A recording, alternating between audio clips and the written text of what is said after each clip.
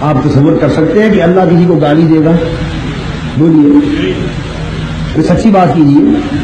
وہ خدا جو جگہ جگہ حسن خلق کی تعلیم دینے والا ہے، مسلمانوں کو آداب سکھا رہا ہے، اور حضور کی شان انک لعلی خلق عظیم بیان فرما رہا ہے، اور گالیاں دینے والوں کو اللہ پاک اور قرآن مجید کے ذریعے برا قرار دے رہا ہے، کیا اس رب سے آپ توقع کر سکتے ہیں کسی کو گالی دے گا؟ بولیے، فیصلہ کر لیجیے، دیتا ہے؟ نہیں نا۔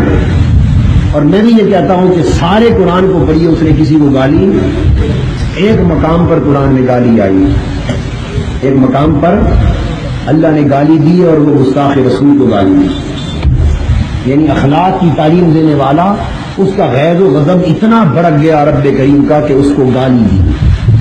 جس شخص نے حضور کا اسم پاک مذمم کر کے لیا اور آقا دو جہاں صلی اللہ تعالی علیہ وسلم کی بارگاہ میں گستاخی کی، تو اللہ پاک غضب الہی بھڑک اٹھا، اور غضب الہی جو بھڑکا تو اس پر عتاب آیا، اس پر عذاب لانے کے لیے مواخذہ کیا، اور اس کے 9 خواص رذائل گنے۔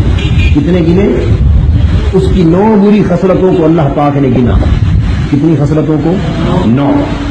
مثلا یہ کہ یہ کثرت سے جھوٹی قسمیں کھانے والا ہے، یہ کہ یہ چغل خور ہے، یہ کہ یہ بدبخت ہے، چغلی کرنے والا ہے، یہ کہ یہ برائی اچھائی سے روکنے والا ہے، خیر سے روکنے والا ہے، برائی کی طرف لے جانے والا ہے، بہت ساری بد اخلاق ہے، بہت سارے اس کے برے خصائل 8 کی تعداد میں بیان کر کے، مگر غضب الہی کی جس طرح تسخیر نہیں ہوتی، یہ گستاخ ہے نا رسول کا، تو اس کو آخر میں فرمایا اُتُلِّمْ بَعْدَ ذَلِكَ الزَّنِيمِ، محبوب یہ فلاں ہے، یہ جس نے گستاخی کی ہے میرے محبوب کی، یہ فلاں ہے، یہ فلاں ہے، یہ فلاں ہے، یہ فلاں ہے۔ غضب بڑھتا گیا، بڑھتا گیا، بڑھتا گیا، نوبت یہاں تک پہنچی، فرمایا محبوب جس نے تیری گستاخی کی ہے یہ نطفہ حرام،